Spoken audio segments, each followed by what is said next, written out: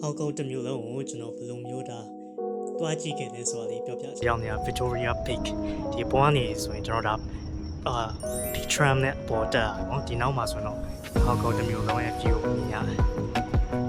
ပြီးတော့ဒီအနောက်ဘက်မှာ photo spot တစ်ခုရှိတော့အောက်ဆင်းသွားတယ်เนาะအောက်ဆင်းပြီးတော့တက်ပေါ်ရရင်ဒီဟောင်ကောင်မျိုးတစ်ခုလုံးအလောင်းမြင်ရတယ်ဆိုပြီးတော့ဒီတော့ထိုက်ကြတယ်မရှိဘူးမှာဆိုတော့ချက်ကြည့်ကြည့်လိုက်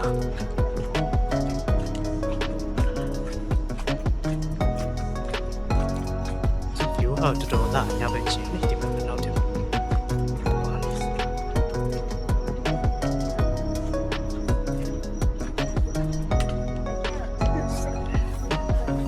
ဒီအောက်ဘက်မှာပေါ့